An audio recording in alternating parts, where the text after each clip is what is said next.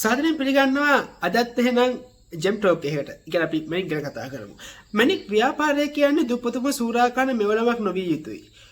ලංකාවේ ප්‍රධානම දේ තමයි අපි මැනික් ගැන දකින විදිහ. මේ මැනික් බිස්නස් එක කියන්නේ ගොඩක් අය බලන්නේ අනිත් කෙනාව අන්දලා රවට්ටලා එයාගේ මුදල් කඩා වඩා ගන්න.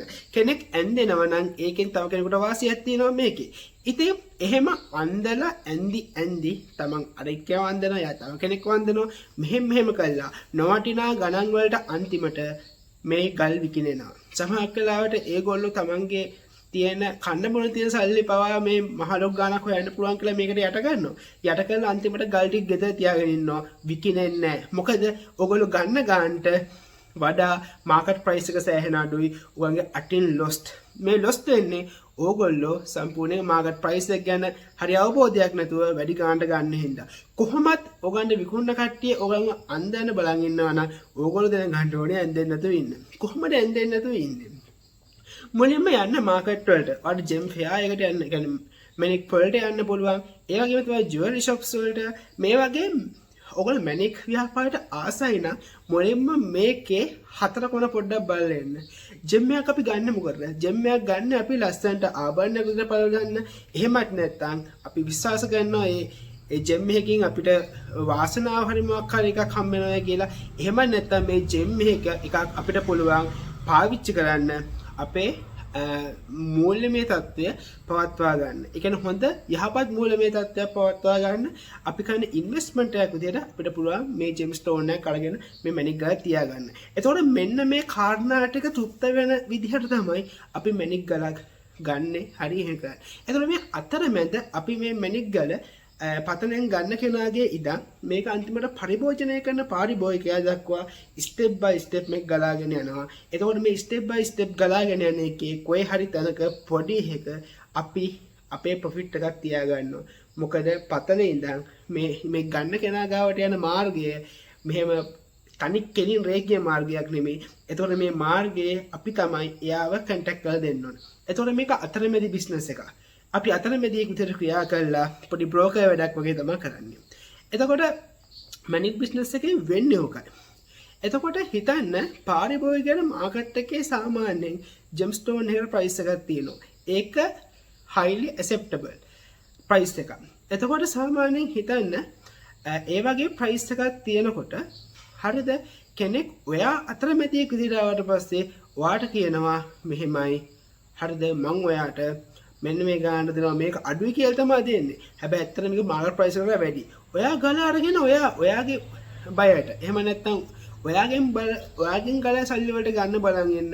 කස්ටමර් එකට ගියාට පස්සේ එයාට මාකට් එකේ ඕනතරම් ඔප්ෂන් තියෙනවා. ඔයාගේ ගානට වඩා අඩුවට හොඳ ජෙම් ස්ටෝන් එකක් බයි කරන්න.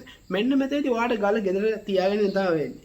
ඉතින් මෙහෙම නැතුව බිස්නස් කරන්න ඕනේ. මෙහෙම නැතුව බිස්නස් කරන්න හොඳම දේ තමයි ඕගොල්ලන්ට මේ ෆීල්ඩ් එකට ඇවිල්ලා යන්න මැනික් විකුණන්න තියෙන හැම තැනකටම මැනික් සම්බන්ධ ලංකාවේ ඔය එක්සිබිෂන් වලට අරවඩ වලට හැම දෙයකටම යන්න ගිහිල්ලා හොඳින් බලන්න කොහොමද ප්‍රයිසස් යන්නේ කියලා. නිකන් අහලා බලන්න ප්‍රයිසස් කොහොම වගේද යන්නේ කියලා. ඔළුවේ හදාගන්න සාමාන්‍ය චිත්‍රයක් මේ වගේද. දැන් හොඳම රොයල් බ්ලූ කලර් එකේ කැරට් එකකට කොයි වගේ ප්‍රයිස් එකක්ද වැඩිපුර යන්නේ. හරිද? මෙහෙම එතකොට ගානට් එකකට නම් කොයි වගේද? මට ගානට ලොට් එකක් ආව සල්ලි වලට ගන්න.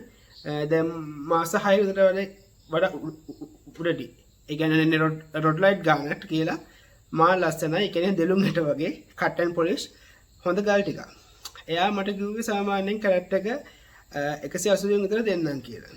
මම බැලුවා 180ට ඒක ගන්න එක මට පාඩුයි. කල් ගොඩක් තිබ්බ 180ට හැබැයි ගන්න එක පාඩුයි කැරට් එක. ඉතින් මම බැලුවා මොකද ඔය සෙමි ප්‍රොසෙස් ගල් විකුණනකොට ගැටලුවක් තියෙනවා. ඕක ගොඩක් කල් තියාගන්න බැරි සීන් එකක් තියෙනවා. ඉතින් මම ඒ ලොට් එක අතහැරියා. මේ එච්ච ගානක් යට ගන්න සල්ලි අපරාධි මට ඒ හින්දා. ඉතින් මේ ඒ වගේ තියෙනවා. ඒතර මේ ප්‍රයිසිං එක එයා ඒ ගාන කියන්නේ එයා වැඩිපුර ගානක් තියාගන්න. හැබැයි ඉතින් එයාගේ ඒ ප්‍රයිස් එකට ඕගොල්ලෝ ගත්ත කියනකො අඩුයි කියලා.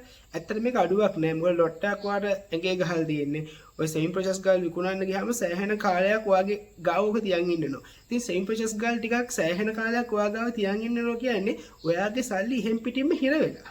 අනිත් එක සෙමි ප්‍රොසෙස් ගල් වල මිල සෆායා වල අර ඒ කියන්නේ ඇලෙක්සැන්ඩ්‍රයිට් අර වගේ ප්‍රොසෙස් ගල් වල මිල තරම් ඉහළ යන්නේ නැහැ. ඒවා එකම මට්නේ වගේ තමයි තියෙන්නේ. ඉතින් ඔයා ඊට වඩා හොඳයි සේම් ප්‍රොසෙස් කියලා අපි සලකන ස්පිනර් එකක් ගන්නවා. ස්පිනර් එක යනවා මේ ගණන්ට තරම් නෙමෙයි ස්පිනර් එක පොඩ්ඩක් හරි ඉහළ යනවා. මේ ඉහළ යන්නෙම නැහැ. ඉතින් අඩුයි වගේ පෙවුනට ගන්න එපා. විකුණන්න පුළුවන්ද කියලා බලලම ඔයගොල්ලෝ ජෙම් ස්ටෝන් එකක් බයි කරන්න. එතකොට ඔයගොල්ලන්ට සල්ලි ඉතුරු කරගෙන කරන්න පුළුවන්. මෙහෙම තමයි අපි කරන්න ඕනේ.